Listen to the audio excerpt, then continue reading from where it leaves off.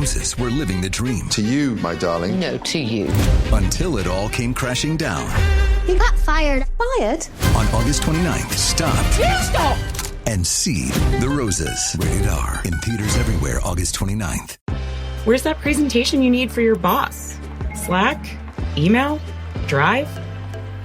Lost, like your sanity, after wasting hours searching 76 tabs.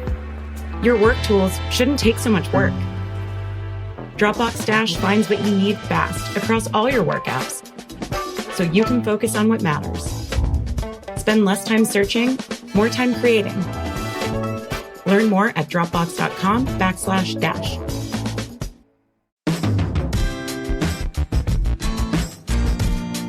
Welcome into the Tour Coach, everybody. Once again, I'm your host, Tony Ruggiero, here on the Tour Coach podcast. Big few weeks coming up. I'm going to be headed this week to Live event in Spain, in Andalusia, Spain. Looking forward to that. And then up to the Open Championship in Scotland. And as we've been doing all through the summer, spring and summer, leading up to and through each major, we're running a contest here on the Tour Coach as well as on our DewSweeper TV, on our YouTube page with the Pro Work episodes that are out. We're going to give away a set of Srixon irons. We're going to draw the Monday after the British Open, the Open Championship for everybody. We're going to give away a set of Srixon irons to one lucky winner. We're going to give away a Wingman Mini from Bushnell. And we're going to give away a little DewSweeper Vineyard Vines prize pack. All you have to do to register for this drawing is go to DewSweeper TV on YouTube. That's DewSweeper TV on YouTube, where you can watch some of our podcasts in video and some live action.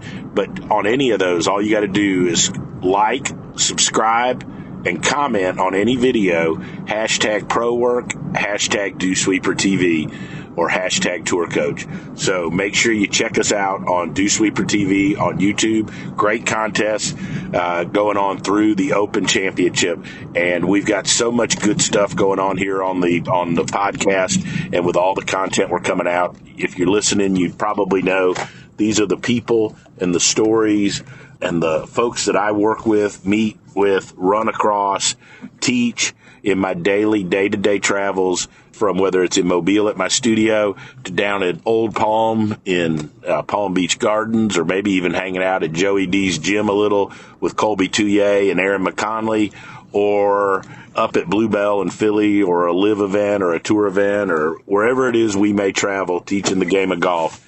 We're going to be bringing it to you here on the Tour Coach. It's insight designed to help you teach, grow, and play the game better. Hopefully you'll enjoy this. And once again, before I get out of here and let you listen to one of our discussions, none of this would be possible without my boy Mitch McConnell, McConnell Automotive, Buick GMC, Bushnell Golf, Srixon Cleveland Golf, and of course the folks back home, Stokely's Midtown Garden Center. You can't forget Blaine, or Taylor Martino and Rowan, our boy Ed Rowan. But thanks for all the support through all the years. Keep listening here to the Tour Coach. Go to DewSweeper TV on YouTube. I think you're going to like what you see, and a good chance to win some irons and some other cool gifts from Bushnell and Vineyard Vines through the end of the Open.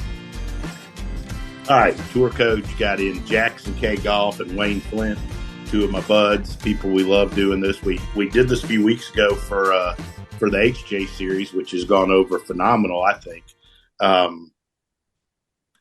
Had some great comments, and a lot of the stuff on DewSweeper TV has been great. But Jackson, this is going to be kind of one of those just random stream of consciousness, and to everybody, it's fueled by Epic Western right there. So shameless plug. But anyways, Jackson, you want to show your Epic Western? Yeah, sure. I've got my.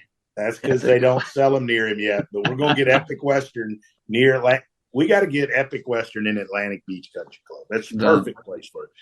Anyway, so perusing social media lately, I've seen some people post stuff with, some funky positions, and everybody just starts this swing your own swing. Just swing your swing. Don't change that. Preach, brother. Blah, blah, blah. Right? Like, I think that's a crock of shit. And I'm going to pose that. I'm going to throw it to Wayne first. Like, I think this whole swing your swing, first of all, everybody's going to say, well, what about Scotty Scheffler? Well, we're not talking about a kid that's already shooting 62. I'm talking about a guy comes to you that shoots 84 and he's got jacked up position at the top, or his feet are flying all over, or he's early extension and he can't hit it solid. Everybody's just swing your own swing.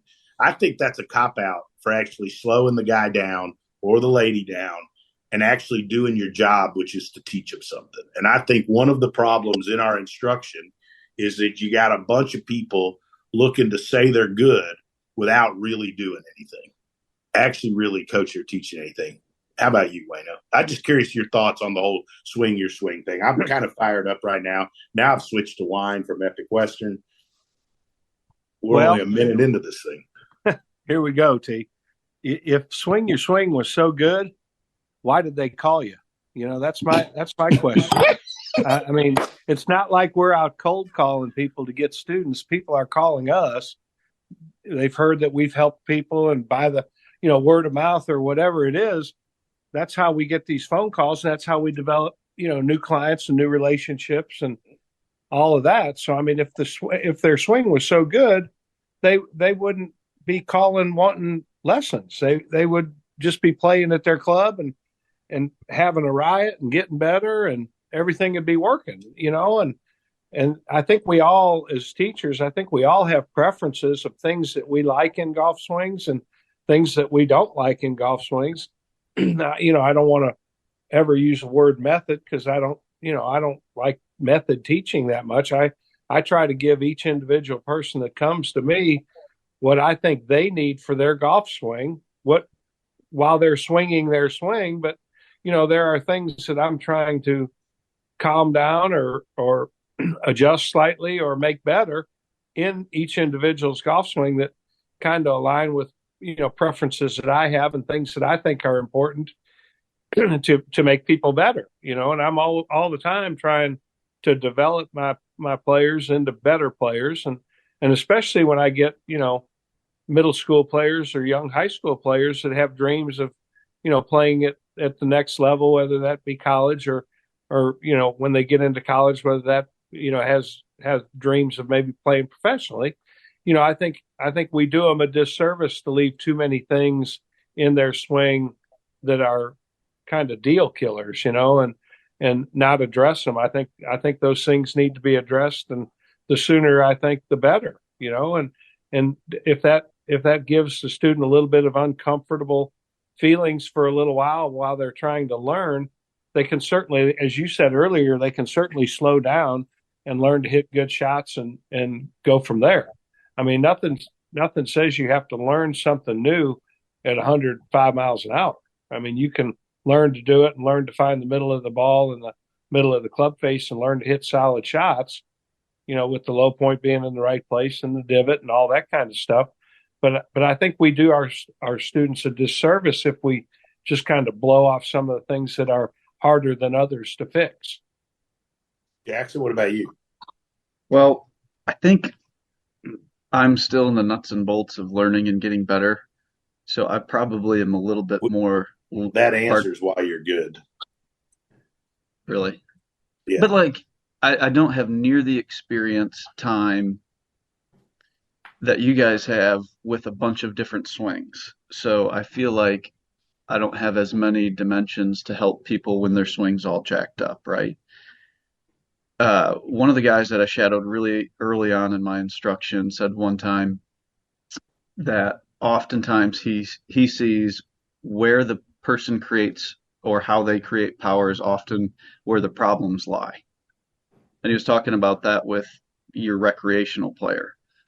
And so to me, I think, with the guy that's trying to break 90 or 100, most of those are the guys with families and jobs, or they're older and they're finished with their careers and they're not moving as well. So they do some funky stuff with the club and arms. And I would say that just goes back to what Wayne's talking about, maybe kind of cleaning that stuff and helping them get the low point in front of it and getting it solid. So when stuff is flying all over the place or their body's moving funky, that's where I think it's okay to kind of get in there a little bit. Obviously change it simply so they don't get worse and they leave with something simple and they can get better right away. But that's still where I'm trying to get better, I think.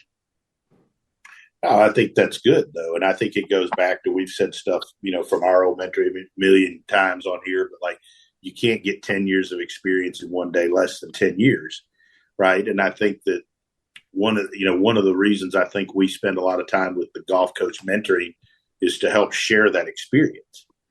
But I also think, not being critical, I'm all for young people or anything, but like there's people that make some of these posts where they tell people, so much for fixing a guy that's 40 degrees across the line. And they put up, my favorite's another one, this yo-yo put this picture up with all these clubs and all these crazy different positions. So you're looking at the best players, best athletes ever played the game, right? And they're really good.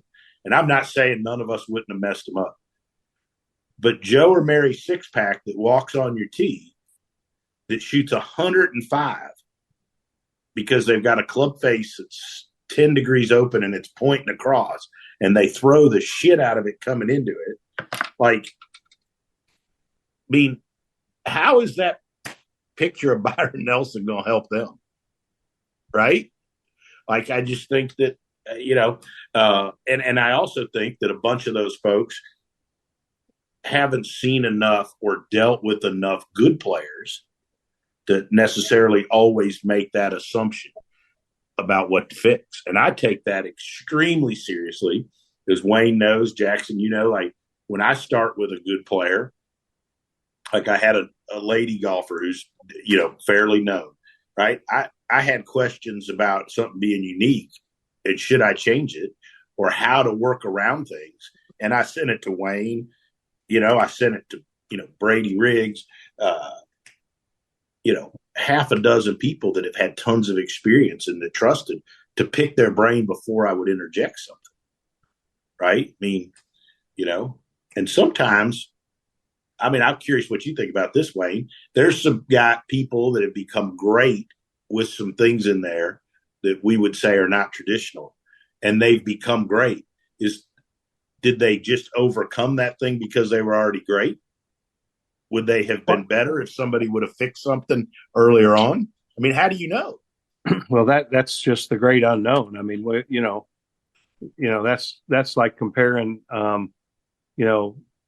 Bob Cousy or one of those guys way back in the day in basketball against Michael Jordan. I mean, it's hard to ever tell how that could have worked, and you can look at any golf swing, from the most aesthetically beautiful looking swings like the Adam Scotts of the world and those people that, and you can pick those things. You can find something wrong on any golf swing. So, but who's to know, or who's to say that if you'd have fixed just that one thing, that could have made him win 12 majors instead of what's he won? I think one major, right? Who knows? But I do think the earlier you get a hold of kids, and I think the more solid you make their fundamentals early on, I think that gives them a wonderful chance of seeing how good they can get through good hard work, disciplined practice, addressing their physical issues with guys like K. Wayne and people that can help get their bodies more ready to play, which is, really something that I've learned, from hanging around you a lot and K. Wayne, how important that really is. So, those are things that, 20 years ago, nobody even talked about that. All you ever heard was golfers weren't real good athletes, and, you had to be short to play golf. Couldn't be more than 5'9" or 5'10", That's because club fitting wasn't as good and the equipment wasn't as good and their bodies weren't in as good a shape. And, that's why your driving distances have gone up every year. And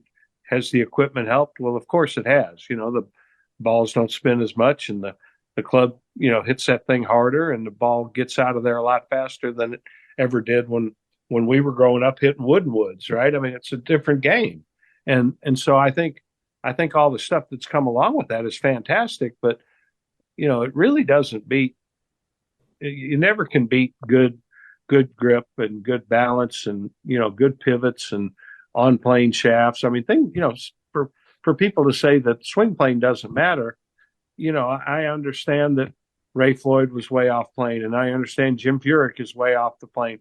But when they come down, they're in pretty doggone good shape, and these are the best players in the world, and that's not to say that we would want to teach everybody to have a backswing like Jim Furyk or Ray Floyd. I think, if you're getting the people that come to us for lessons, your average golfers that are club level players that want to get better, I think you've got to give them some sort of an understanding of what square club faces are and what they do, what you can do with the square club face, and what the swing plane is, and how the closer you can get them to swinging it up and down the plane, the better chance they have when the club head changes direction, starts to head down to the ball.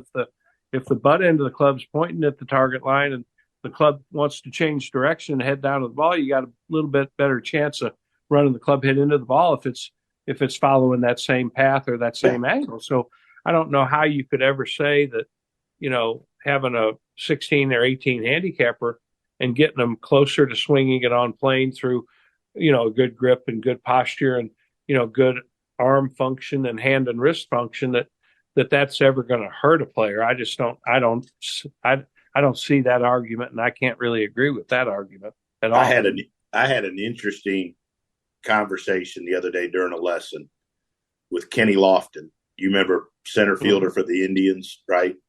In my opinion, could be a Hall of Famer, right? And it was fascinating. And he loves golf, but I was talking about, I was trying to get him to turn through, more level, hit down. And then he got talking about how, which is similar to golf with all the technology and all this, everybody's like trying to create this launch, right? And he was saying the same thing in baseball. And he was saying how, there's guys that hit a lot of home runs, but they strike out a lot because, they're trying to create speed and power. And so they get under it, basically swinging up. And he's like, he was taught, man, you go level and swinging down, you got more room to hit the ball. It was a fascinating conversation. I need to have him come on this podcast and talk hitting. It was awesome, but it reminded me a lot of what we've gone through in golf instruction. And so, and I think that that another part of the fads and the swing your own swing bullshit that drives me crazy is where people teach a lesson, they put a couple things up, and then they just take a picture of the Bushnell or the quad or the TrackMan, and they say, this guy picked up 3 miles an hour. He's a better golfer. So I'm going to use the old HJ analogy. So he hit it 12 yards further in the fucking woods, right? So now we got to get him to chip through 4 more trees, right? Right. And I don't think, and I know the game is very speed oriented now, but I think that I've always thought this. I've thought, and I don't have any statistics to back this up, so everybody yell at me, but you go to a Hooters tour event and you go to a Latin tour event, and you go to Korn Ferry event, you go to PGA Tour event, some of these guys earlier and younger hit it way further than the guys on the tour. And the speed numbers are crazy. But as you go along and you get to the tour, you develop shots and things you have to do to play the game, to manage your game. And sometimes Tony Finau's an example. When all the Bryson stuff was going, he put us to video somewhere where he took a full swing, speed numbers and carries crazy off the planet, right? But he's learned how to play golf with that. And so I'm curious what your thoughts are, Wayno. I'd love to hear this about the whole speed and the launch monitor stuff. I think obviously provides us great tools, and there's nothing wrong with them. I've got a zillion of them. But to me, another one of the fads that I think is bullshit is there are people just post a picture and they're like, this guy picked up 3 miles an hour. He's way better. And I've taught some of these people that have been to those lessons. They're like, yeah, I did it 3 times in this building off a mat, and now I can't hit it for shit, and I'm still shooting 92.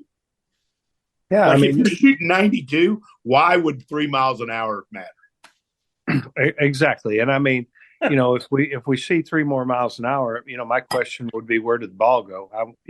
Right. Was the ball in play? And can the guy do it again when he leaves the building? Yeah, and can he do it?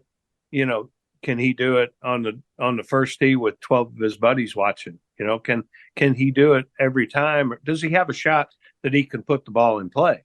I remember one time, Bob Toski told me a long time ago, it's kind of like playing tennis. You can't really start the point until you get your serve in the box, and you could hit your tennis ball 500 miles an hour, but if you can't get it in that box over the net, you're going to double fault every time and you're going to lose. So, speed is fantastic, but you've got to be able to put the ball in play and go find that thing and hit it again. And there's a lot more to playing competitive golf well than just hitting it far. I mean, you have to be able to put that ball in play when you're not playing your best. You have to be able to put that ball in play when you're playing fantastic and your nerves are jumping out of your chest. You got to be able to put that ball in play, and then you've got to be able to manage that and put it in the right portion of the green or the right side of the pin or whatever the case may be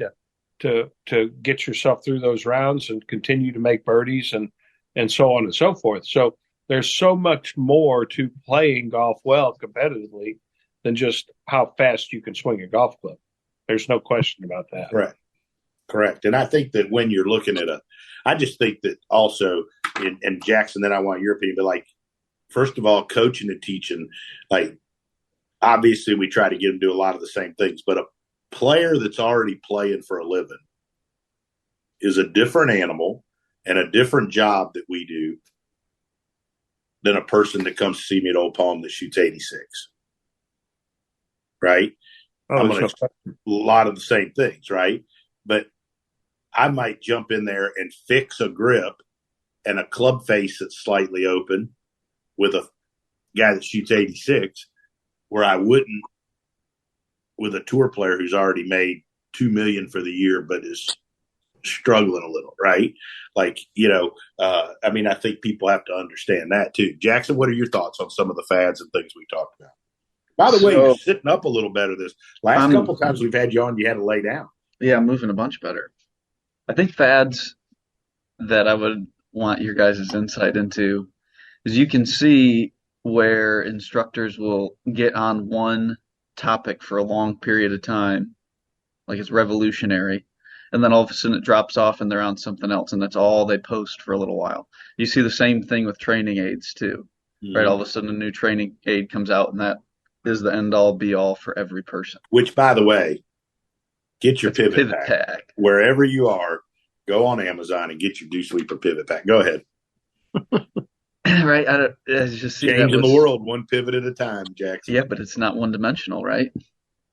No, I mean, you can do the great thing to me about the pivot pack, not to shamelessly promote it, but is if you wanted to have a front post, a center post, a rear post, if you wanted a person across the line, if you wanted a club face open, if you wanted structure, whatever, you could, if you want the pressure on you can get them to do whatever by using resistance and movement patterns, change of movement patterns. You can have them train whatever they want.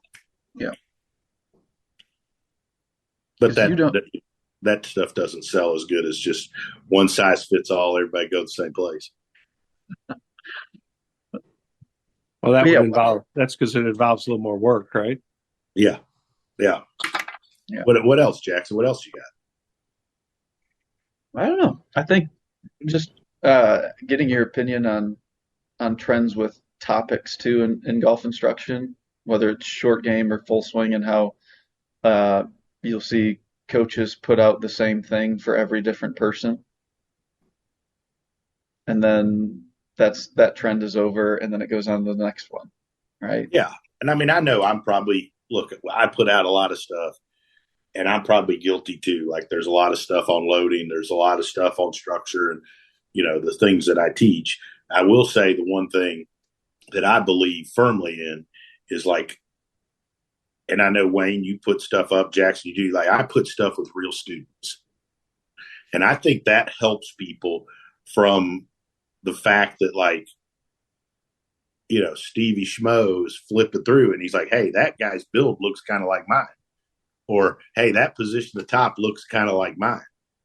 And I also think it builds validity to what you're doing. If you've got students and you can post through the week and you've always got different students or different people in there, it shows, one, you're busy.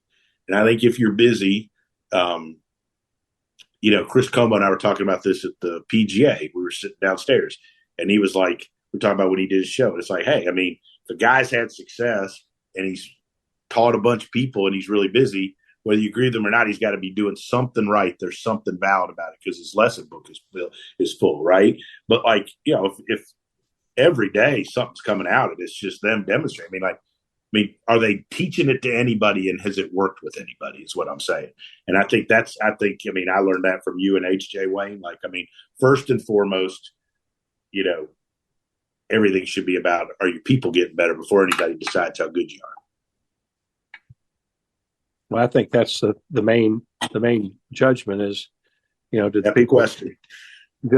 people keep coming back? Are they pleased with your lesson? Do they see value in your lesson, you know, based on the amount you're charging them?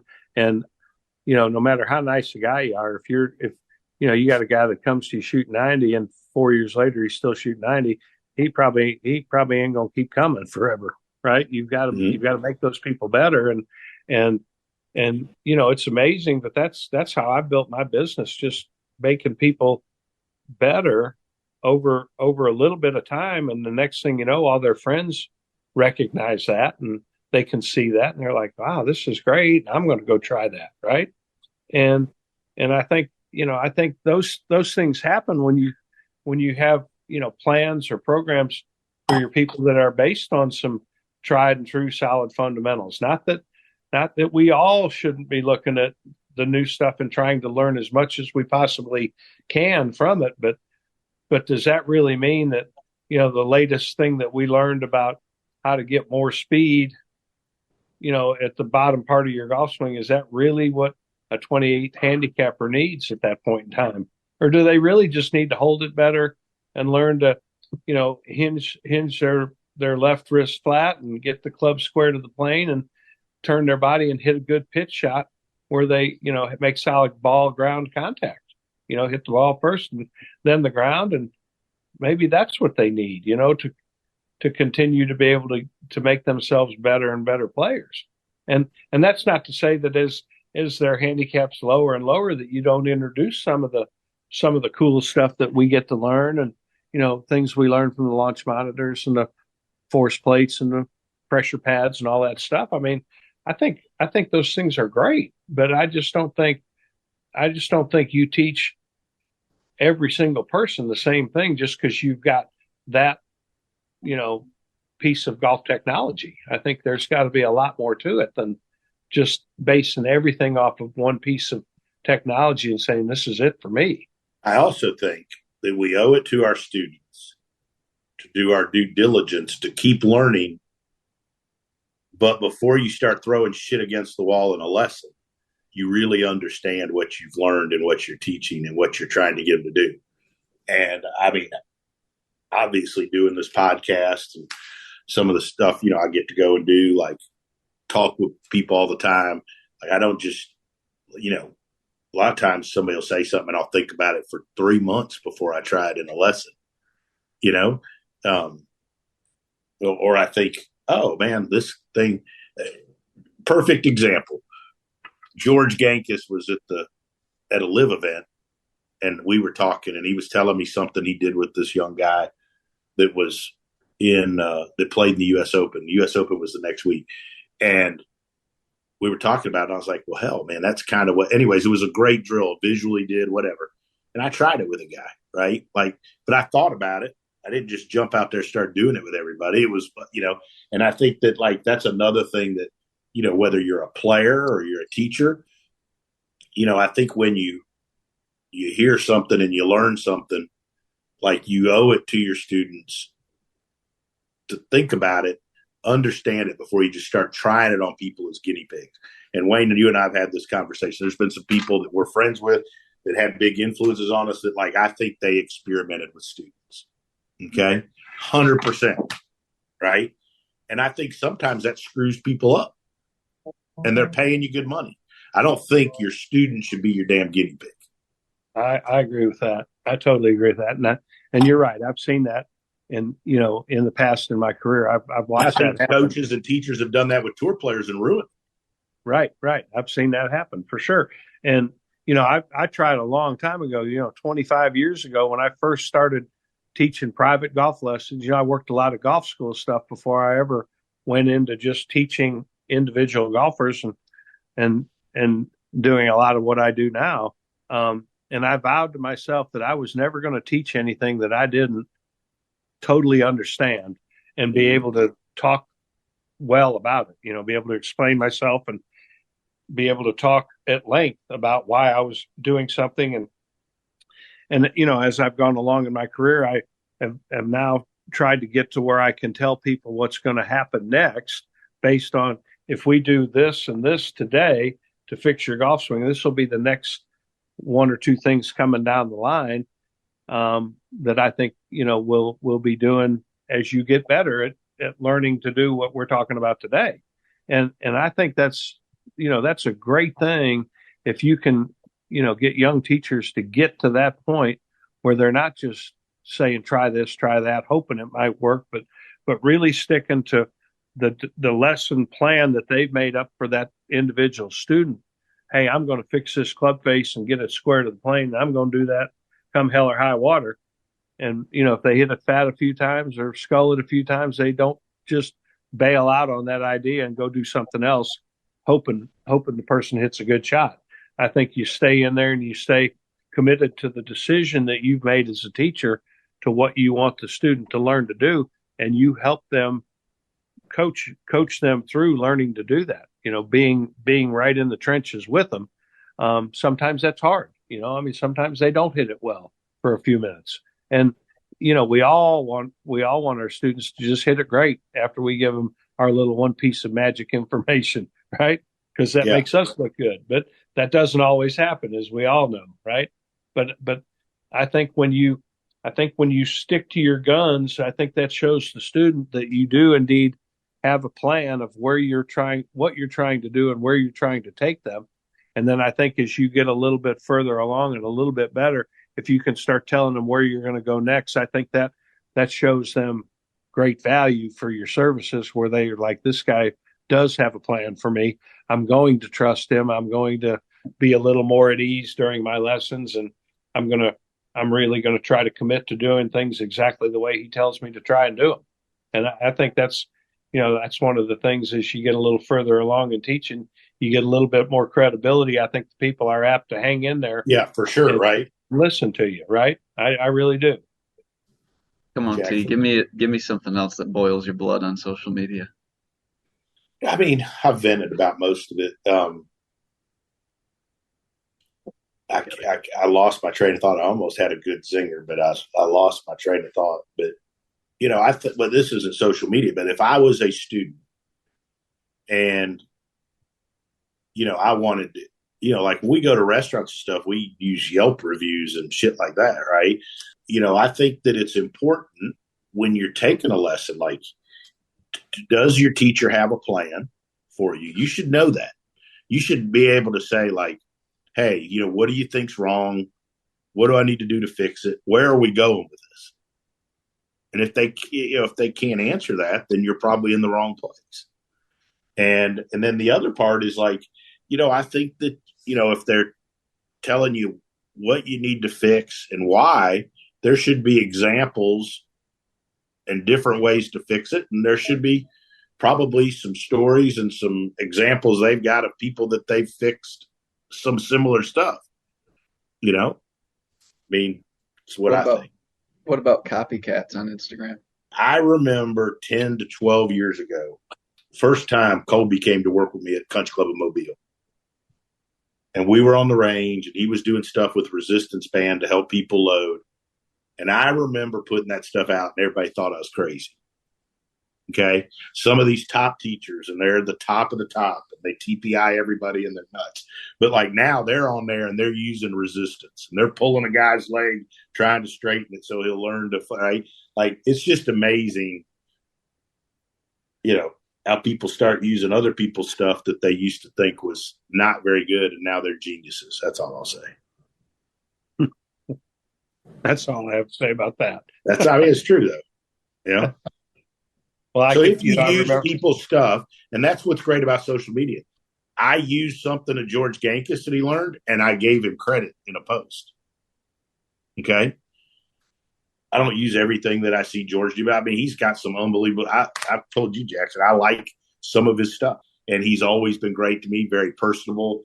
But I do think that's something that teachers and people should be better about, is giving people credit for the stuff that they do. Don't just put it in your reel and act like, but now there's been a ton of great young teachers that have been sending videos and doing some guy I got to remember. I can't remember off the top of my head, and he posts all the time. He tags me and Colby or Morgan or whatever, or you, Jackson, or Wayne, whatever. Like, I think that stuff's great. We want to use it, right? And I understand why some of the great teachers, I know, Mike Adams, they get, and other people, they get pissed, like, so-and-so's taking my stuff and they don't give credit. I see why people get frustrated with that, because I think it's a copycat business. Everybody likes to pop out with shit, think they started everything. And look, the resistance band stuff, I learned it from Colby, but Wayne, you can vouch.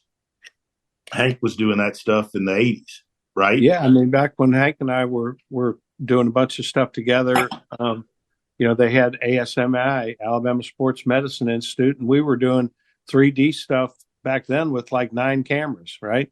And reflectors on people's shoulders and elbows. And, they were measuring all the stuff way back then. And, we were using that. You remember the boxes of blue tubing I used to buy, and right. I'd cut it and tie it around my students' legs, and I'd give it to them to take home with them, and let them have that to work with, and to try to keep, more of a base in their legs, kind of like we're still doing today with those nice stretch bands that we have, those in the pivot pack, the one and that green one in the pivot pack, exactly, and that green band and the pivot pack that you can get some width in your arms at the top. I mean, that Hank introduced me to that way back when, and I mean, I've been doing it ever since the Eagle Point days, right, which was a long time ago, right, and I think that's great, and that's the essence of this business, is we should all learn from each other, and like you said though,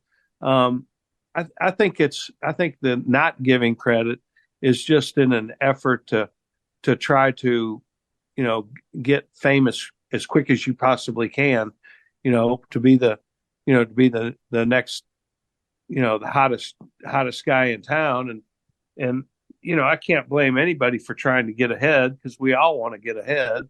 And, that's one thing that's always impressed me with Jackson, is he's always given credit, right? I just think in the end, I've learned a bunch from Parsons. And when I'm teaching a lesson, if I do something I learned from him, give him credit, right? Like, I'm teaching a lesson and I'm doing something I learned from whoever, Mike Adams. I did something the other day, right? Like, hey, I saw this one time, whatever. I think that's something. And I think, anyways, I just think that's a good thing. Yeah. Jackson? I mean, I for sure do. Anything else? We've been on here a while. Anything else? No, it's good. What else, T? Nothing. I think we're pretty good. Don't you? Yeah, I think it's good. I mean, there's nothing new under the sun, right? No. Like, all this go make info people better. Go make people better. And if you're a student, go find people that make people better, right? But don't you think? One time I remember Brady and I were talking about something. It's like, when you go take a golf lesson, you should go take a lesson from somebody who's made someone worth a shit one time. Right? At some point, has made someone good, right? That's right. Yeah. Shit. Anything else, Jackson, before we go? Nope. Thank you. Wayno, thanks for doing this. It was fun, guys. We want to crank this out. We'll do it again soon. More. That was good fun. It's always fun. We'll go put out another HJ series in a month or so and let that roll. I think we'll go to the Power series. I think that'll be a good one. But so everybody stay tuned. Follow this stuff on DewSweeper TV. Jackson, Wayno, you're the best. We'll look forward to doing it soon. Thanks, Steve. See you, buddy.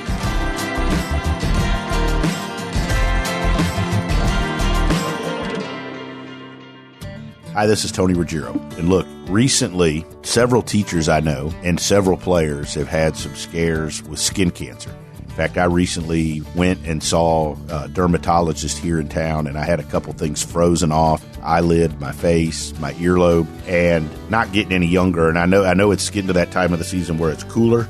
But look, being in the sun is a real deal, and I've not been very good, to be totally honest, my whole career at using it at all, because I didn't like how greasy it was, how hard it was to get off your hands, how it clogged up my pores. And then I found this sunscreen, Visor Skincare. It's clear, it goes on, it doesn't dry you out, it isn't greasy, it's like you didn't put anything on it. By far, it's the best sunscreen I've ever used. Without a doubt, is the easiest to use. And we've got a discount code for all of you. All you have to do is go to visorskincare.com, is use our code word DewSweeper. Visorskincare.com, code word DewSweeper. I just want to remind everybody something that I forgot.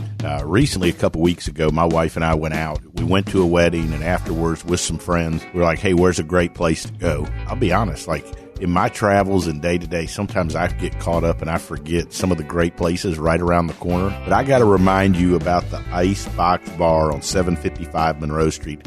I was blown away by just the whole vibe, the atmosphere, and with the Velvet Pig, the food in the back room, and the big screen TVs up front. We sat there and watched some playoff games. I was blown away by the atmosphere, the vibe, and just how cool it was to have the Icebox Bar right here near the DewSweepers downtown, near where I live.